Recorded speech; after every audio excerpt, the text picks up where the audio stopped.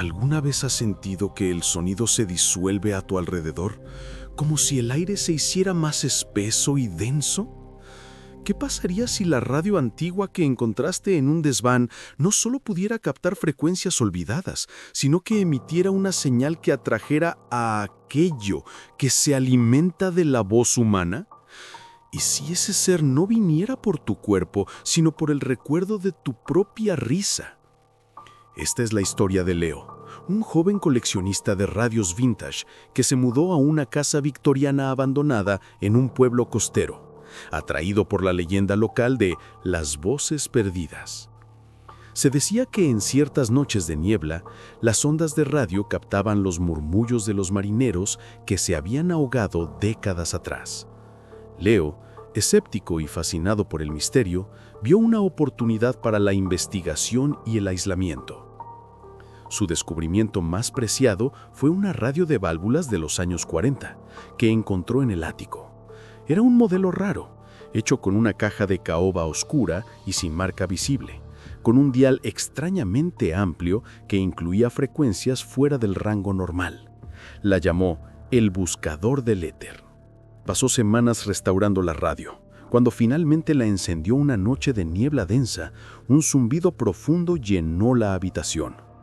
Leo comenzó a explorar el dial, captando fragmentos de música clásica, noticias antiguas y, en una frecuencia muerta, el siseo de la estática. Luego, al llegar a una frecuencia marcada solo con un símbolo extraño, captó algo. Era un susurro, débil, intermitente, pero inconfundiblemente humano. No era el lamento de marineros, era una conversación. Voces de mujer y hombre, hablando con una cadencia antigua sobre eventos triviales y cotidianos, la receta de un pastel, el tiempo que hacía. La fidelidad era perfecta, como si la gente estuviera en la habitación. Leo se quedó absorto. Ajustó el dial, la conversación se desvaneció, reemplazada por un sonido distinto, algo que no era voz humana. Era un ruido de masticación suave, lento, húmedo, acompañado por un chasquido seco. A la mañana siguiente, Leo se despertó con un dolor sordo en la garganta y una sensación extraña. Al intentar hablar, su voz era normal, pero le faltaba algo. No podía recordar la entonación exacta de su risa. Podía reír, pero la cadencia, el sonido particular que la hacía suya, se había desvanecido, dejando un hueco sónico. Esa noche, la fascinación venció al miedo. Encendió de nuevo el buscador del éter y regresó a la frecuencia del chasquido. El sonido de la masticación estaba allí, constante. Lo dejó sonar mientras se preparaba un té en la cocina, pero al volver, notó algo terrible. En el dial del buscador del éter, un pequeño hilo delgado y brillante se había pegado. Al examinarlo con la luz, vio que no era un pelo ni un hilo. Era una cuerda vocal humana, minúscula, arrancada de la garganta con una precisión quirúrgica y ahora atrapada en el mecanismo. En ese momento, la radio emitió un sonido, no el chasquido, sino una voz. La voz era clara, pero terriblemente familiar. Era la voz de una mujer, pero la cadencia, el tono y el acento eran idénticos a los de la tía abuela de Leo, muerta hace 20 años. Y la voz de la tía abuela no estaba hablando, estaba riendo. Era una risa pura, melodiosa y perfectamente grabada que llenó la habitación. Y tras la risa, el sonido de la masticación se hizo más fuerte, más rápido, como si la criatura estuviera devorando el sonido de la risa de la mujer en ese instante. Leo comprendió que la radio no captaba las voces perdidas, atraía a aquello que se las robaba. El miedo ya no era por su cuerpo, sino por el sonido de su propia existencia. El descubrimiento de la cuerda vocal en el dial y el sonido de la risa de su tía abuela, seguida por la masticación, petrificaron a Leo. La radio no era un receptor. Era una trampa sónica que atraía a la criatura que robaba y consumía los matices únicos de la voz humana. Las voces perdidas de la leyenda local no eran fantasmas. Eran los restos devorados de las personas. Leo desenchufó el buscador del éter con violencia. El zumbido cesó, pero el silencio que siguió no fue un alivio. Ahora, en el profundo silencio de la casa, escuchaba una ausencia que antes no existía. Corrió al baño y se miró en el espejo. Su voz era normal, pero al intentar modularla, notó que ciertos tonos, las inflexiones que hacían su voz personal y única, se sentían rígidos y ajenos. Era como si su voz estuviera aplanando, despersonalizándose. La criatura había robado el color de su risa. Decidido a destruir la radio, Leo regresó al ático. Al acercarse al buscador del éter, notó que, aunque estaba desenchufada, la máquina seguía irradiando un frío que contrastaba con el aire cálido del ático, y en el mueble de caoba había algo nuevo. Sobre la madera pulida, un fino rastro de saliva seca y transparente se extendía desde la ranura de la cuerda vocal. Al seguir el rastro con la mirada, Leo notó que la saliva terminaba en una marca de mordedura diminuta y perfectamente circular en la madera, justo al lado del dial. La criatura que había perdido su cuerda vocal había regresado para recuperar un fragmento de su sonido, mordisqueando la radio. El pánico se intensificó al examinar la ranura de la cuerda vocal. Descubrió que la cuerda no estaba atascada, estaba saliendo lentamente. Al tirar de ella con unas pinzas, la cuerda vocal se deslizó hacia afuera, revelando que era más larga de lo que parecía, con una textura húmeda y elástica. Y al tirar, sintió una tensión, como si estuviera conectada a algo dentro del mecanismo de la radio. En ese momento, la voz siseante y masticadora resonó de nuevo en el ático. No venía de la radio, sino del espacio detrás de la pared que la radio había ocupado. No la devuelvas, es nuestra. La frecuencia es el sabor. La tuya es un gran eco. La queremos. La voz era profunda, gutural, y sonaba como el roce de dos lenguas ásperas. Era la criatura, o las criaturas, hablando directamente a través de la pared de yeso. Leo soltó la cuerda vocal. Al retirarse, su linterna iluminó la ranura de la cinta del buscador del éter. Se dio cuenta de que la ranura no era para cintas de cassette, sino para algo más plano. Y en el interior había un rodillo metálico. Al mover el dial, el rodillo giró. En la superficie del rodillo, cientos de puntos diminutos y perfectamente grabados se alineaban en patrones. No eran datos, eran ondas sonoras visuales, grabadas con una precisión aterradora. El buscador del éter no solo atraía a la criatura, también grababa la esencia sónica de las víctimas, almacenando el sabor para la criatura. El terror se hizo personal cuando un nuevo sonido provino del interior de la radio.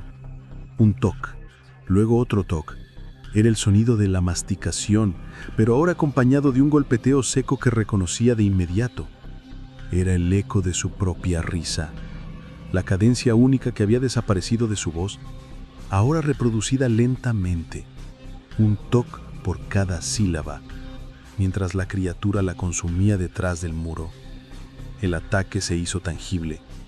En la pared más cercana, justo donde se había intensificado la voz, un parche de yeso comenzó a oscurecerse rápidamente, empapado por una humedad viscosa, y en el centro de ese parche húmedo, una burbuja del tamaño de un puño comenzó a hincharse hacia afuera, como si algo debajo estuviera empujando, con una fuerza lenta e implacable.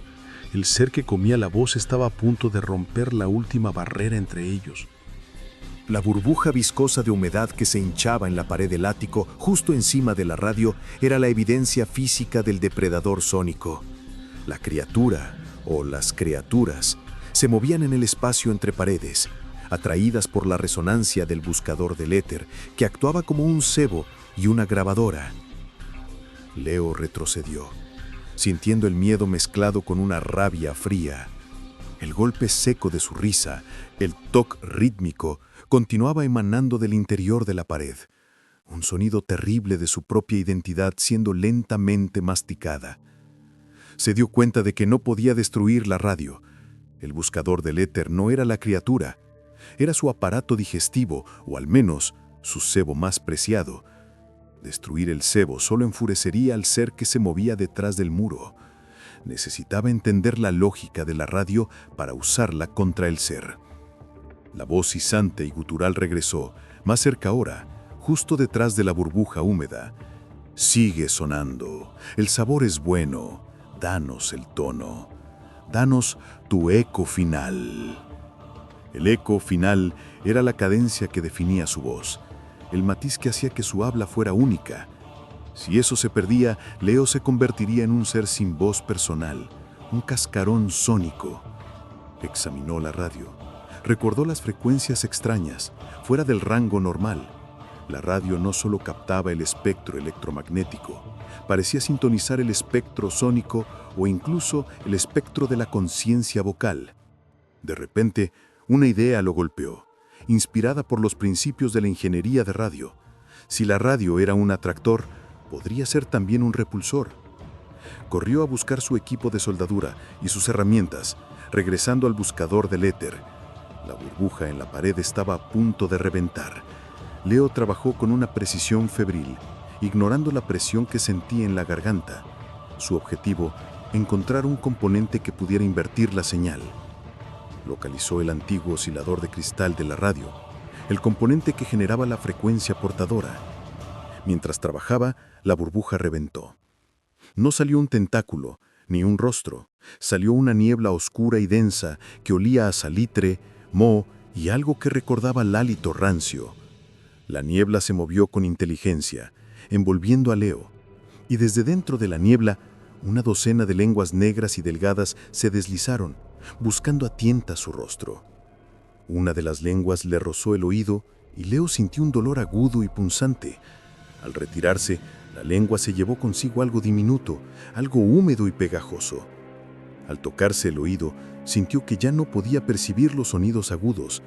La criatura no solo comía la voz, estaba devorando la gama de frecuencias que le permitían escuchar. «Dame el grito de tu miedo, es el más fuerte de todos», siseó la criatura desde la niebla. Leo se apartó, y con el oscilador de cristal en la mano, lo volvió a soldar en una posición invertida justo cuando una de las lenguas se acercaba a su boca. El buscador del éter, aunque desconectado de la pared, tenía condensadores cargados. Al soldar el oscilador al revés, la radio se encendió momentáneamente, pero en lugar de zumbar, emitió un silbido agudo y penetrante. La radio estaba emitiendo un antisonido en la frecuencia de la criatura. La niebla se contrajo instantáneamente. Las lenguas se retorcieron y desaparecieron. La criatura gritó con una voz de pura distorsión, un sonido que no era de terror, sino de dolor físico insoportable, como si su lengua se hubiera quemado. «Silencio, la retroalimentación. Estás revirtiendo el sabor». Leo comprendió la verdad. La criatura, a la que llamó la mandíbula del éter, se alimentaba de la diferencia entre las frecuencias sonoras, y el antisonido que la radio ahora emitía era una frecuencia nula, un cero sónico que la quemaba por dentro. Pero la radio solo tenía energía residual. El silbido se desvaneció y el ático volvió al silencio. La mandíbula del éter, aunque herida, no había desaparecido. El siseo regresó, ahora desde el piso de madera, justo debajo de sus pies. Te has salvado, cazador de sonidos, pero has perdido la frecuencia. La risa sigue aquí, esperando a ser digerida. Y en ese instante, en el silencio total, Leo sintió la urgencia de reír. Una risa contagiosa que no era suya, sino la risa pura y sin matices de su tía abuela, resonando en su mente, atrayendo a la mandíbula del éter de vuelta al ataque. El ser no solo había robado la risa, la había implantado en su mente como un faro sónico para atraer al resto de la criatura. El sonido de la risa de su tía abuela, pura y melodiosa, resonaba ahora dentro de la mente de Leo. No como un recuerdo, sino como una señal sónica implantada. La mandíbula del éter no solo había robado la voz, había dejado una baliza de sonido para atraer a la colonia. El ciseo regresaba, acercándose rápidamente por el suelo de madera. Leo sabía que no podía huir. La risa en su cabeza lo delataría donde quiera que fuera. Tampoco podía usar de nuevo el antisonido sin quemar los circuitos restantes de la radio, su única herramienta. Miró el buscador del éter. Los restos de la cuerda vocal de la víctima anterior seguían conectados al mecanismo, y el rodillo de regrabación, con sus miles de patrones sónicos, seguía intacto. La radio era el archivo de la criatura. El ciseo se detuvo justo debajo de él, y luego el suelo de madera del ático crujió con un sonido seco, como una tabla a punto de ceder. Leo actuó con claridad desesperada. Tenía que destruir el archivo de audio que mantenía la presencia de la criatura. Agarró la cuerda vocal suelta con unas pinzas y la tiró con fuerza. La cuerda se rompió con un chasquido elástico, liberando la tensión en el mecanismo. Luego, tomó el martillo que había usado para soldar. Su objetivo era el rodillo de grabación. El suelo bajo sus pies se dio con un estallido de madera podrida. Una forma negra y viscosa, más ancha que su cuerpo, se deslizó hacia el ático, inundando la habitación con la niebla densa y el hedor a moho. Era la mandíbula del éter, una masa de tejido gumoso y lenguas negras, con un área central que vibraba como un diafragma auditivo gigante. La criatura emitió un silencio ensordecedor, una total ausencia de sonido que oprimió los oídos de Leo. El silencio era su método de caza, impidiéndole escuchar el peligro. A pesar de la opresión, la risa de su tía abuela resonaba con más fuerza que nunca en su mente. Guiado por ese faro sónico interno, Leo se abalanzó sobre el buscador del éter. Con el martillo, golpeó el rodillo de grabación con una furia salvaje. El metal se dobló y los miles de patrones de ondas sonoras grabados se hicieron añicos. El efecto fue inmediato y catastrófico. La mandíbula del éter se convulsionó. La niebla se disipó instantáneamente y la criatura emitió un chillido de agonía que no era audible, sino sentido como una descarga eléctrica brutal en la base del cerebro de Leo. La criatura había perdido su archivo de alimento, su biblioteca de voces. La masa negra se desintegró, derritiéndose en una baba oscura y acre que se escurrió de nuevo por el agujero en el suelo. El hedor persistió, pero la criatura se había retirado. Leo se arrastró lejos de la radio destruida. Miró la luz del amanecer que se colaba por la ventana.